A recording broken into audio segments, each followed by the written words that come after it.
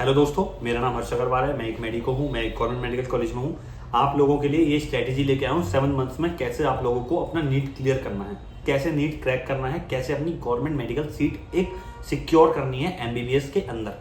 ठीक है, 2026 का एग्जाम भी सेम ऐसा ही रहेगा कि जैसे सुप्रीम कोर्ट ने अपना ऑर्डर दिया है, डिसीजन उनका आया है कि कंसेप्चुअल बेस जरूर उसके अंदर क्वेश्चंस आएंगे। तो 2025 में जो हुआ उस चीज को नेगलेक्ट करो। जो उसके अंदर क्वेश्चन थे हम उसके लिए रेडी नहीं थे, मगर अब रेडी हैं। 7 महीने में उस हिसाब से चीजें रहेंगी। आपको एनसीईआरटी अभी भी यही है, एनसीईआरटी ओनली एनसीईआरटी आप लोगों को फॉलो करनी है। जितने भी उससे रिलेटेड जो कंसेप्ट हैं, उससे रिलेटेड जो भी क्वेश्चन हैं, उससे रिलेटेड कैसे कैसे क्वेश्चन आ सकते हैं, उन्हीं में से अगर आप देखो, अच्छे टीचर्स की अगर आप वीडियो देखोगे तो यूट्यूब पर मिल जाएंगी। 2025 में भी एनसीईआरटी से बाहर नहीं आया। एनसीईआरटी के कंसेप्चुअल क्वेश्चंस ही आए थे जो घुमा के ट्रिकी करके लंदी करके क्वेश्चंस दिए थे। एनसीईआरटी के बाहर भी थे, मान रहा हूं उनको, लेकिन उनको आप अपनी जो टेस्ट सीरीज कुछ भी ज्वाइन करोगे या कुछ भी लेके चलोगे उसमें से आपको डिटेल्स मिल जाएंगी। तो अब आगे बढ़ते हैं, कैसे आपको अपना प्लान लेके चलना है। प्लान आपका ये है, मैं कोई टेस्ट सीरीज वगैरह खुद नहीं बता रहा, जो आपको अच्छी लगे, लेकिन ज्वाइन कर लेना जिसकी भी इंस्टीट्यूट की आपको अच्छी लगे, जो आपको बेस्ट लगती हो। प्लान आपका ऐसे लेके चलना है, डेली टारगेट्स बनाने हैं आपको, डेली टारगेट्स लेके चलने हैं। बट जो आपके डेली टारगेट्स रहेंगे ना, वो अचीवेबल होने चाहिए। उनको अचीव डेली करना है टारगेट्स को। उन टारगेट्स को आपको खत्म नहीं, ये नहीं है कि आपने टारगेट बनाया, चाहे बेशक छोटा बनाओ, बेशक एनसीईआरटी पढ़ने का और डेली आपके 10 क्वेश्चन ही सॉल्व करने का बनाओ, लेकिन आपके टारगेट्स खत्म मतलब अचीवेबल होने चाहिए। आपको डेली टारगेट अपना कंप्लीट करना है। एक टाइम पर ऐसा होना चाहिए आप 10 एमसीक्यू डेली से स्टार्ट करते हो एवरेज सब्जेक्ट, ठीक है, और वो हर सब्जेक्ट के अंदर 100 एमसीक्यू तक पहुंचना चाहिए। जब आप एकदम से देखो 100 एमसीक्यू डेली आप हर सब्जेक्ट में नहीं कर पाओगे। 4 सब्जेक्ट हैं आपके, जूलॉजी, बॉटनी, फिजिक्स, केमिस्ट्री। हर 4 सब्जेक्ट में डेली आपको 100 एमसीक्यू लगाने हैं डेली, जब तक आपका नीट नहीं है। ये ट्रिक है, इसके अलावा और कुछ नहीं है जो आप नहीं कर पाओगे। ये 100 क्वेश्चन आपको डेली करने हैं।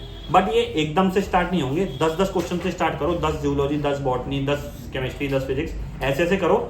मगर जब आप इनको 100 तक ले जाओगे ना, और ये लास्ट तक आपके 3-3, 4-4 महीने तक, जब आप 5 लाख 10 लाख एमसीक्यू टोटल लगा लोगे, जब आप अपनी सिलेक्शन की तरफ आ जाओगे, जब आपकी सीट आपको एक एमबीबीएस के लिए आप सिक्योर कर लोगे, सारे कॉन्सेप्ट आपके इससे क्लियर हो जाएंगे। नेक्स्ट आपको चलना है कि एक ना हैबिट अपनी बनाना कि मैं जो भी अपना पढ़ूं ना, कुछ भी स्किप नहीं करना है। डेली अपने जो भी टारगेट्स बनाए हैं उनको कंप्लीट करके, ये नहीं कि मेरा कल की तरफ प्रोक्रेस्टिनेशन करो आप कि भाई मुझे कल करना है, आज नहीं करना, आज मैंने छोड़ दिया, कल हो जाएगा तो क्या हो जाएगा, अभी तो 3 महीने 4 महीने, फेस्टिवल्स भी है ना, कुछ भी है तो वो डेली आएंगे।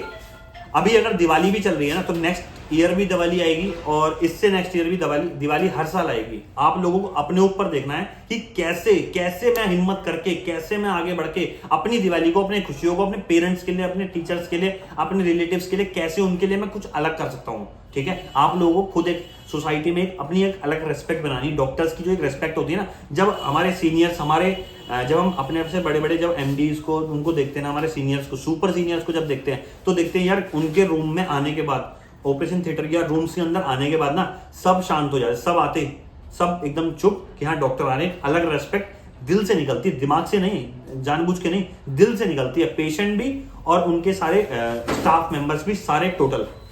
ठीक है, नेक्स्ट आपको ये चीज लेके चलनी है कि 4 महीने में आपको अपना सिलेबस कैसे भी करके कंप्लीट करना ही करना है।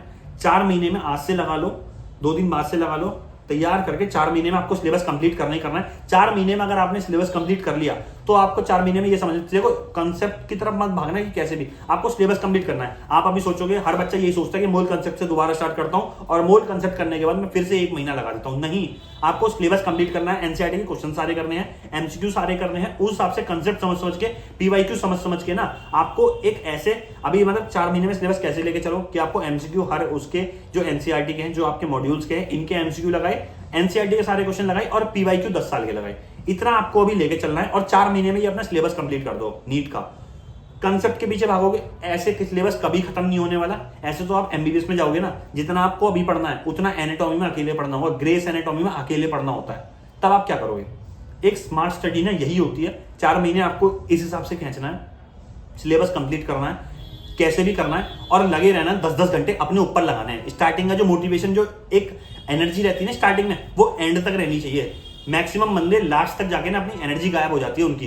30 लाख बच्चों से आपका कंपटीशन नहीं है, 1 से 1.5 लाख बच्चों से कंपटीशन है। 1 से 1.5 लाख में भी 30,000 गवर्नमेंट सीट्स हैं एमबीबीएस की, 30 से 35,000। 33,000 कुछ ऐसी आपकी गवर्नमेंट सीट्स हैं जो इंक्रीज होकर 35 तक पहुंच गई होंगी, बट आपको उनसे ही रियल अपनी कंपटीशन लेना, और कंपटीशन लेते लेते भी 3,000 सीट्स के अंदर, 3,000 ऑल इंडिया रैंक के अगर अंदर आते हो तो एम्स की सीट आपकी पक्की है। AIIMS Rishikesh, AIIMS Nagpur, AIIMS Patna, AIIMS Raebareli, कोई भी आपका एम्स पक्का आपको मिल जाएगा 3,000 रैंक के अगर आप अंदर आते हो तो।